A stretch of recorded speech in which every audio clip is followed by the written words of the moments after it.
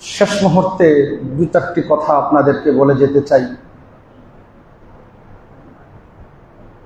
যতদিন বেঁচে থাকব সকলেই প্রতিজ্ঞাবদ্ধ হবেন যে গুনাহ মুক্ত একটা জিন্দেগি যাপন করব। বলেন না বলেন? যতদিন বেঁচে থাকব বলেন, একটু কষ্ট দিয়ে, আজকের জন্য আপনাদেরকে একটু কষ্ট দিয়ে যাচ্ছি। বলেন, যতদিন বেঁচে থাকব গুনাহ মুক্ত জিন্দেগি যাপন করব ইনশাআল্লাহ। পারবো তো ইনশাআল্লাহ? এর জন্য আমাকে যত কষ্ট করতে হয়, যত ত্যাগ স্বীকার করতে হয়, করতে রাজি আছি তো ইনশাআল্লাহ। 2 নম্বর, 5 ওয়াক্ত নামাজের ইহতিমাম করব। পারবো তো ইনশাআল্লাহ? 5 ওয়াক্ত নামাজের যথা সময়ে যথাযথভাবে 5 ওয়াক্ত নামাজ পড়তে চেষ্টা করব। পারবো ইনশাআল্লাহ? 3 নম্বর, যাদের উপরে হজ ফরজ হজ করব, যাদের উপরে যাকাত ফরজ যাকাত দিব। পারবো তো ইনশাআল্লাহ? কখনো এগুলোতে অর্থের কারণে, অর্থের লোভে এগুলো থেকে বিরত থাকবো ইনশাআল্লাহ। কয় নাম্বার? 3 নম্বর। 4 নম্বর, কখনো সুদ এবং ঘুষের সাথে জড়িত হব না। কখনো সুদ এবং ঘুষের সাথে, বলেন বলেন, একটু কষ্ট দিই আজকে আপনাদেরকে, কখনো সুদ এবং ঘুষের সাথে পারবো ইনশাআল্লাহ? আল্লাহকে হাজির নাজর দেই না বলি, পারবো ইনশাআল্লাহ? কয় নাম্বার বললাম? 4 নম্বর। 5 নম্বর, মিথ্যা কথা কারো বিরুদ্ধে, মিথ্যা তহমত কারো বিরুদ্ধে, মিথ্যা সাক্ষী দিব না। মিথ্যা কথা বলবো না, কারো বিরুদ্ধে মিথ্যা তহমত মানে মিথ্যা অভিযোগ করব না, এবং কারো বিরুদ্ধে মিথ্যা সাক্ষীও দিব না। পারবো ইনশাআল্লাহ? পারবো তো ইনশাআল্লাহ? জীবনের শেষ সময় পর্যন্ত আমার যত ত্যাগ স্বীকার করতে হয় করে হলেও ঈমানের উপরে থাকবো, কখনো শিরিক আর বিদআতে জড়িত হব না। কখনো শিরিক আর বিদআতে পারবেন ইনশাআল্লাহ? যদি এই কয়টা কথা আপনারা মানতে পারেন, এই কয়টা কথা যদি মানতে পারেন, তো হয়তো হাসরের ময়দানে আল্লাহর সামনে বলতে পারবো, আমার তো কোনো পুঁজি নাই ভাই, আমার কোনো পুঁজি নাই, পুঁজিহীন এক মানুষ। মুরব্বীদের দোয়ায় আল্লাহ তাআলা কিছু খেদমত করাচ্ছেন, এজন্য কোটাম।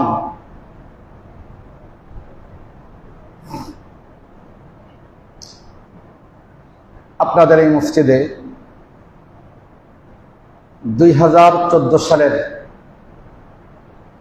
নভেম্বরের 20 তারিখ জুমার মাধ্যমে এই মসজিদের খেদমতের সূচনা হয়েছিল। প্রায় 11 বছর। আমি একজন নাখানদান গোলাম, অযোগ্য, এক নাচিজ গোলাম। আল্লাহ তাআলার অপার কৃপায়, তার অনুগ্রহে, আল্লাহ তাআলার ইলমে ইলাহি এবং নবীজি সাল্লাল্লাহু আলাইহি ওয়াসাল্লামের ইলমের মিরাস দান করেছিলেন। এই মিরাস দান করার পরে নবীজির যে কাজ, বাল্লিগু আন্নি ওয়ালাউ আয়া, যা তুমি জানো তা পৌঁছে দাও। বিদায় হজের ভাষণে নবীজি সাল্লাল্লাহু আলাইহি ওয়াসাল্লাম বলেছিলেন, ফালিয়ুবাল্লিগিশ শাহিদা মিনকুমুল গায়ব। আজকে এখানে যারা উপস্থিত আছো, যারা অনুপস্থিত, তাদের কাছে পৌঁছে দিবে, এটা হলো আমার পক্ষ থেকে দায়িত্ব। নবীজি সাল্লাল্লাহু আলাইহি ওয়াসাল্লামের সেই দায়িত্বের মিরাস নিয়ে আপনাদের এখানে এসেছিলাম। আমার পরিচয় ছিল একজন ওয়ারিসে আম্বিয়া। ওয়ারিসে আম্বিয়ার অনেকগুলো দায়িত্ব থাকে। যেহেতু এই মিম্বর আমাকে দেওয়া হয়েছিল, এই মিম্বরের দায়িত্ব ছিল আমার কাছে।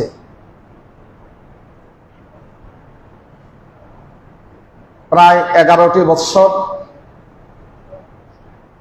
মানুষ তো কখনোই পরিপূর্ণতায় পৌঁছতে পারে না, পরিপূর্ণভাবে হক আদায় করার শব্দ রাখে না। আমার কম ইলমি, কম যোগ্যতা সত্ত্বেও আমার পক্ষে যতটুকু সম্ভব ছিল আমি এই দায়িত্ব পালন করতে চেষ্টা করেছি। অনেকেই হয়তো জানেনও, বিগত সময়ে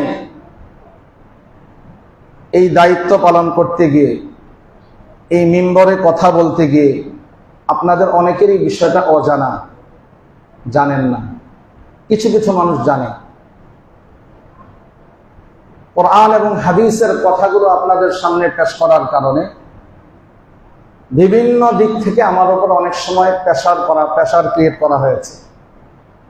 আমাকে হামলা মামলার ভয়ও দেখানো হয়েছে। আমাকে মামলা দিবে, গ্রেফতার করবে, গ্রেফতার করাবে, এই ধরনের ভয়ও বিগত সময় আমাকে দেখানো হয়েছে। সরাসরি থানার ওসি ইনচার্জ ওনারা এসেছেন, মোবাইলে আমাকে বলেছেন। এগুলো অবশ্যই আমার পিছনে গোয়েন্দার কাজ করেছে, এজন্য হচ্ছিল।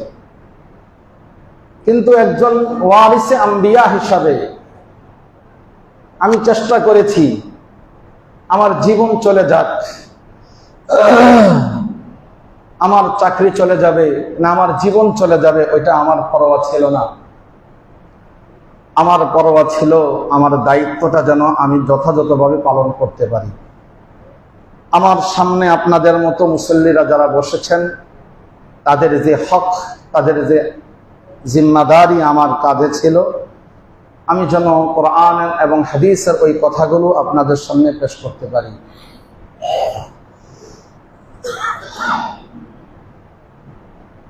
চেষ্টা করেছি, কিন্তু চেষ্টা করার পরও মানুষ হিসাবে কমজোরি তো আছেই, রয়েছে। কমজোরি হয়েছে, কসুর হয়েছে। কিন্তু আমি এতটুকু আশ্বস্ত, আশা করি ইনশাআল্লাহ আল্লাহর দরবারে আমি বেঁচে যেতে পারব। আমার এই 11 বৎসরে আমি মুরব্বীদের সেক্টরে, যুবকদের সেক্টরে, বাচ্চাদের সেক্টরে, মহিলাদের সেক্টরে আমার সাধ্যানুপাতে যতটুকু পারছি খেদমত করতে চেষ্টা করেছি।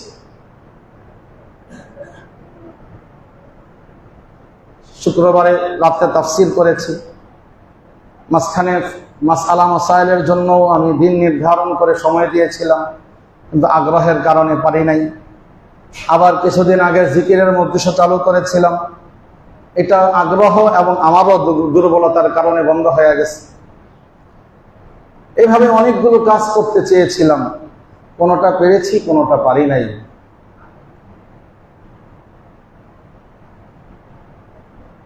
আজকে সবগুলোর জন্য প্রথমেই বান্দার হক হিসাবে আপনাদের কাছে ক্ষমা চাই। আজকের এই জুমাই এই মসজিদে আমার 11 বৎসরের শেষ জুমা।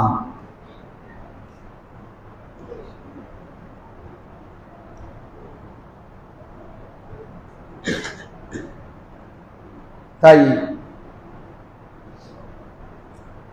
আমার দায়িত্বে যদি কোনো অবহেলা হয়ে থাকে, কুসুর যদি হয়ে থাকে, যেভাবে দায়িত্ব পালন করার দরকার ছিল ওইভাবে হয়তো বা দায়িত্ব পালন করতে পারি নাই, এজন্য আপনাদের কাছে ক্ষমা চাই। শেষ মুহূর্তে 2-4টি কথা আপনাদেরকে বলে যেতে চাই। যতদিন বেঁচে থাকব সকলেই প্রতিজ্ঞাবদ্ধ হবেন যে গুনাহ মুক্ত একটা জিন্দেগি যাপন করব। বলেন না বলেন, যতদিন বেঁচে থাকবো। বলেন, একটু কষ্ট দিয়ে, আজকের জন্য আপনাদেরকে একটু কষ্ট দিয়ে যাচ্ছি। বলেন, যতদিন বেঁচে থাকবো গুনাহমুক্ত জিন্দেগি যাপন করব ইনশাআল্লাহ।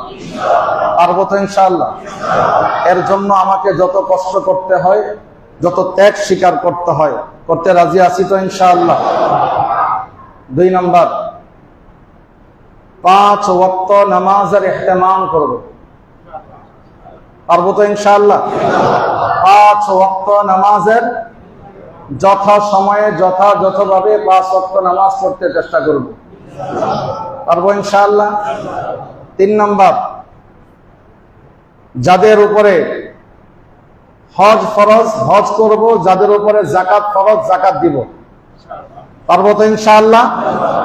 কখনো এগুলোতে অর্থের কারণে, অর্থের লোভে এগুলো থেকে বিরত থাকবো ইনশাআল্লাহ। কয় নাম্বার? 3 নাম্বার। 4 নাম্বার, কখনো সুদ এবং ঘুষের সাথে জড়িত হব না।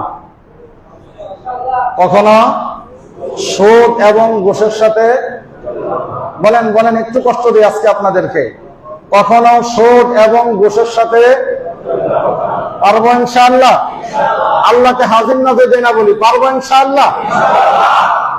কয় নাম্বার বললাম? 4 নাম্বার। 5 নাম্বার, মিথ্যা কথা কারো বিরুদ্ধে, মিথ্যা তহমত কারো বিরুদ্ধে, মিথ্যা সাক্ষী দিব না। মিথ্যা কথা বলবো না, কারো বিরুদ্ধে মিথ্যা তহমত মানে মিথ্যা অভিযোগ করব না, এবং কারো বিরুদ্ধে মিথ্যা সাক্ষীও দিব না। পারবো ইনশাআল্লাহ? পারবো তো ইনশাআল্লাহ? জীবনের শেষ সময় পর্যন্ত আমার যত ত্যাগ স্বীকার করতে হয় করে হলেও ঈমানের উপরে থাকবো, কখনো শিরিক আর বিদআতে জড়িত হব না। কখনো শিরিক আর বিদআতে। পারবেন ইনশাআল্লাহ? যদি এই কয়টা কথা আপনারা মানতে পারেন, এই কয়টা কথা যদি মানতে পারেন, তো হয়তো হাসরের ময়দানে আল্লাহর সামনে বলতে পারবো, আমার তো কোনো পুঁজি নাই ভাই, আমার কোনো পুঁজি নাই, পুঁজিহীন এক মানুষ। মুরব্বীদের দোয়ায় আল্লাহ তাআলা কিছু খেদমত করাচ্ছেন, এজন্য করতেছি।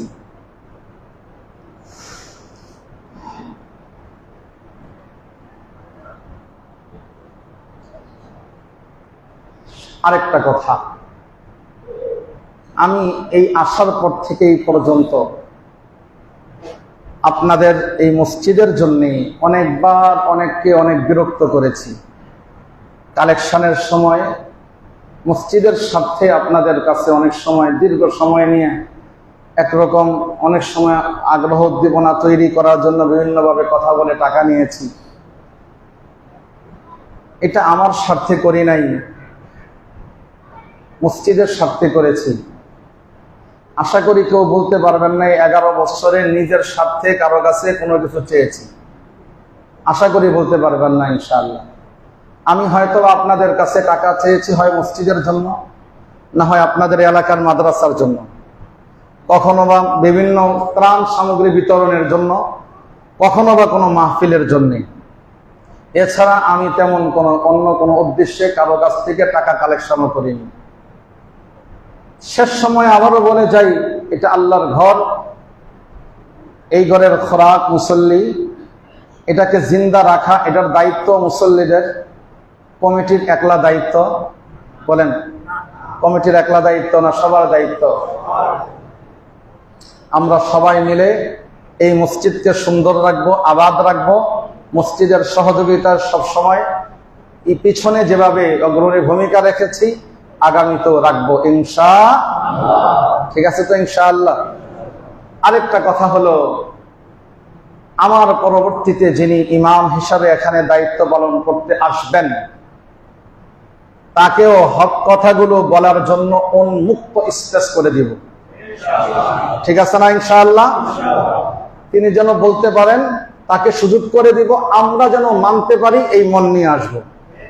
ঠিক আছে না? আর আমার চলাফেরায় যদি কখনো কোনো ভুল ত্রুটি হয়ে থাকে আমাকে মাফ করবেন তো? আপনারা করবেন ইনশাআল্লাহ? আপনাদের কাছে আমার জন্য সর্বশেষ দোয়া চাই, আল্লাহ তাআলা যেন মৃত্যু পর্যন্ত ঈমানের উপরে থাকার, হক পথে থাকার, হক কথা বলার তৌফিক দান করে। এতটুকুই দোয়া চাই, ঈমানের উপরে থাকার, হক পথে থাকার, হক কথা বলার তৌফিক দান করে। কোরআন এবং হাদিসের যে জিম্মাদারি আছে, এই জিম্মাদারি পালনের ক্ষেত্রে যেন কোনো কুসুরি না হয়, সুস্থতার সাথে যেন এই খেদমত আঞ্জাম দিতে পারি, এই দোয়া আপনাদের কাছে চাই। আরেকটা কথা বলে দিই, আমাকে মসজিদ কমিটি বিদায় দেয় নাই, আমি নিজে ইস্তফা দিয়ে যাচ্ছি। আমি নিজে অব্যাহতিনামা দিয়েছি, এটা নিয়ে কেউ ধুমরজাল তৈরি করবেন না। আমি নিজে অব্যাহতিনামা দিছি, কি কারণে দিছি সেটা আমার ব্যক্তিগত বিষয়, আমি এখানে বলছি না। আমি অব্যাহতিনামা দিয়েছি, সে অব্যাহতিনামা দিয়ে আমি যাচ্ছি। আপনাদের এলাকায় আছি, মাদ্রাসার সাথে জড়িত, আগে থেকে আপনারা জানেন আমি বর্তমানে মাদ্রাসায় আছি, থাকবো। আপনাদের সুখে দুঃখে আগে যেভাবে আমাকে পেয়েছেন, এখনো যদি আপনাদের আমার প্রয়োজন হয়, আমি বলে যাচ্ছি যতদিন আপনাদের এলাকায় আছি আমাকে আপনারা আপনাদের সুখে দুঃখে সর্বাবস্থায় পাবেন ইনশাআল্লাহ। আপনাদের সাথে আমি আছি। কারো কোনো প্রয়োজনে, কারো কোনো পরামর্শ, কারো কোনো মাসআলা যখন আপনাদের প্রয়োজন হয় মোবাইলে নক করতে পারেন, অথবা মাদ্রাসায় আছি সেখানে গিয়ে আমার কাছে আপনারা দেখা করলে ইনশাআল্লাহ আপনাদের সেই প্রয়োজন হাজত আমি যথাসাধ্য পূরণ করতে চেষ্টা করব ইনশাআল্লাহ। মাদ্রাসা আপনাদের এলাকার, এটা আপনাদের আমানত, আপনাদের কাছে আমানত। এই মাদ্রাসার আমানত আমরা রক্ষা করব, পারবো ইনশাআল্লাহ। বিগত দিনে যেভাবে করেছি আগামীর দিনেও এভাবে করতে পারবো তো ইনশাআল্লাহ। আল্লাহ তাআলা আমাদের সকলকে তৌফিক দান করেন। আল্লাহ তাআলা আপনাদেরকেও ক্ষমা করেন, আল্লাহ তাআলা আমি অধমকেও ক্ষমা করেন। আগামীর দিনে যেন সুন্দরভাবে চলতে পারি, সুন্দরভাবে থাকতে পারি, সেই তৌফিক যেন আল্লাহ তাআলা দান করেন। আর কিছু বলার ভাষা নেই, এখানেই আজকের মতো শেষ করতে চাই। যেহেতু আজকের এই জুমা, এটা আমার 11 বৎসরের খেদমতের এই জিন্দেগির এই সময়ের আখিরি জুমা, আর হয়তোবা এভাবে সকলের সাথে আমার আর দেখা হবে না, রাস্তাঘাটে দেখা হতে পারে। আমি দোয়া চাই, আপনাদের জন্য দোয়া করি, আল্লাহ তাআলা আপনাদেরকে সুস্থতার সাথে নেক হায়াত দান করেন। আল্লাহ তাআলা আপনাদের হায়াতে, ইবাদতে, আমলে বরকত দান করেন। সুস্থতার জিন্দেগি সকলকে নসিব করেন। মসজিদ কমিটিকে সুচারুরূপে মসজিদের কাজগুলো আঞ্জাম দেওয়ার তৌফিক দান করেন। এখন আমাদের এই মসজিদের দীর্ঘদিন যিনি খাদেমের দায়িত্ব পালন করেছেন, পরবর্তী কিছুদিন মুয়াজ্জিনের দায়িত্ব পালন করেছেন, হাফেজ মাহবুব, সেও আপনাদের সামনে 2-4 মিনিট কথা বলবে, তারপরে ইনশাআল্লাহ